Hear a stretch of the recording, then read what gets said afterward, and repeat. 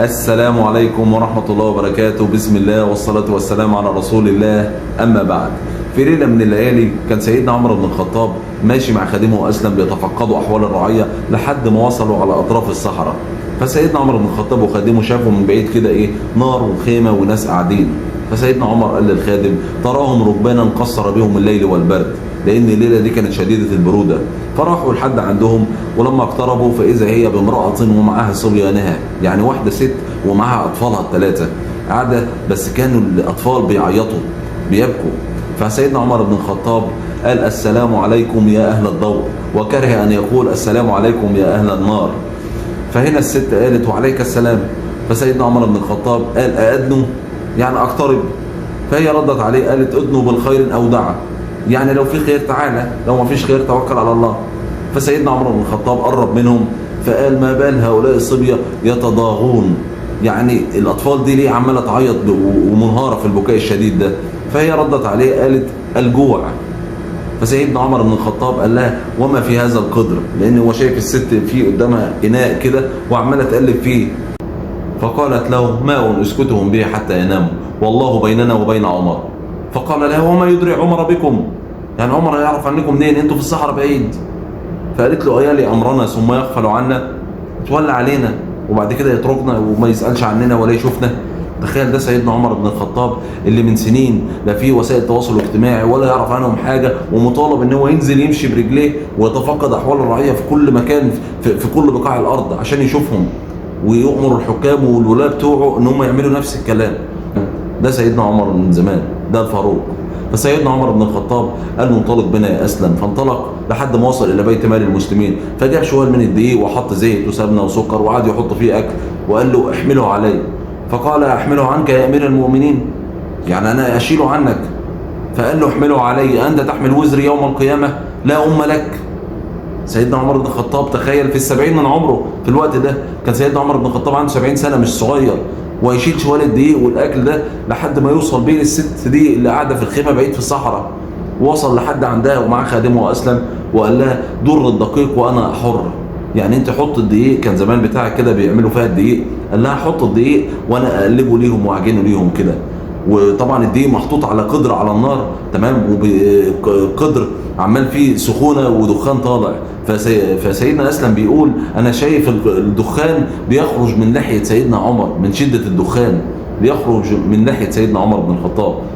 وبعدين سيدنا عمر بن الخطاب قال لها: اطعميهم وانا ابرد لهم، يعني انت حط لهم الاكل وانا برد لهم الاكل عشان ياكلوا. وقعد معاهم لحد ما اكلوا وشبعوا وده تمام. وسيدنا عمر بن الخطاب بعد كده هيمشي، فالست قالت له: والله انك احق بالخلافه من عمر. سيدنا عمر بن الخطاب احق بالخلافه من سيدنا عمر بن الخطاب، هي ما تعرفوش. فسيدنا عمر بن الخطاب قال لها: اذا كان الغد فاتي الى مجلس امير المؤمنين وانا ساكلمه في شانك، يعني بكره ان شاء الله بتعالي لمجلس امير المؤمنين عمر بن الخطاب وانا هكلمه عليك باذن الله. فالمهم سيدنا عمر بن الخطاب انطلق مع خادمه وجلس خلف صخره ينظر الى الاطفال وهم ياكلون، ما مشاش، شافهم من بعيد كده وقعد يبص عليه. فخادمه بيقول له: يا سيدي، يعني هيا بينا ننطلق، فالليله شديده البرد، يعني يلا بينا، النهارده الجو برد قوي.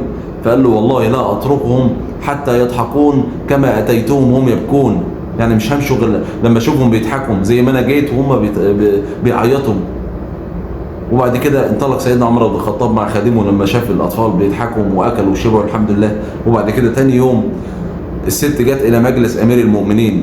لما الست وصلت لمجلس امير المؤمنين، المرأة دي جت وبعدين شافت سيدنا عمر بن الخطاب قاعد في النص كده ما بينهم، اللي هي شافته امبارح، شافت الراجل اللي هي شافته امبارح قاعد في النص كده ما بينهم وهي ما تعرفوش، بس هي شايفه سيدنا علي بن ابي طالب يقول: يا امير المؤمنين، عثمان بن عفان: يا امير المؤمنين، عبد الله بن مسعود: يا امير المؤمنين، كله عمال يقول يا امير المؤمنين. فهنا الست خافت لما عرفت ان هو ده امير المؤمنين، قالت: هو ده اللي انا كنت بديله درس في الحكم امبارح؟ ده اللي انا قلت له الله بيننا وبين عمر؟ ده اللي انا قلت له ايتولى علينا ثم يغفل عنا؟ ده اللي انا قلت له والله انك احق بالخلافه من عمر؟ فالست خافت وكانت هتمشي. فسيدنا عمر بن الخطاب نداها وقال لها: يا امه الله، لا باس بك، تعالي. وبعدين نده للست وقال لها: كم تبيعيني مظلمتك؟ يعني هو عايز يشتري مظلمتها منها عشان ما تبقاش حجه عليه يوم القيامه لما يقابل ربنا سبحانه وتعالى ان هو كان مقصر في حق الرعيه. فقالت له يا امير المؤمنين، يعني هي محرجه منه، وقالت له يعني انت ما ظلمتناش، يعني انت جبت لنا الاكل واكلتنا وشربتنا. فقال لها كم تبيعني مظلمتك؟ فقالت له انت كم تبيع يا امير المؤمنين؟ فقال لها 40 درهم. فقالت له قبلت. فنادى الخادم بتاعه، تمام، وقال له اكتب إن أمير المؤمنين اشترى من هذه المرأة هذه المظلمة ب40 درهم. وشهد على عقد الشراء علي بن أبي طالب وعبد الله بن مسعود. ثم طوى هذه المظلمة واحتفظ بها، وقبل أن يموت قال لهم ضعوا هذه المظلمة بين جسدي وكفني حتى ألقى بها الله سبحانه وتعالى. وبكده يا جماعة خلصت قصة النهاردة، ونتعلم منها العدل. مش شرط ان انت تبقى حاكم عشان تتعلم العدل، ممكن تبقى عادل في وسط بيتك واهلك وناسك، في وسط اولادك، ممكن تبقى عادل في شغلك، تبقى عادل مع اصحابك، تبقى عادل مع اي حد، تحكم بين الناس بالعدل، حتى في وسط اصحابك كده، في وسط اهلك، في وسط ناسك، في وسط اي حد تكون تكون عادل. وده كده يا جماعه خلصت الحلقه بتاعتنا. ولو عجبتك الحلقه ما تنساش تشترك في القناه وتدوس على زر اللايك تحت، ولو ما عجبتكش الحلقه دوس ديسلايك وقول لي ما عجبتكش الحلقه. وفي اخر الحلقه ما تنسوش ان انتوا تصلوا على الحبيب المصطفى عليه الصلاه والسلام. والسلام عليكم ورحمه الله وبركاته.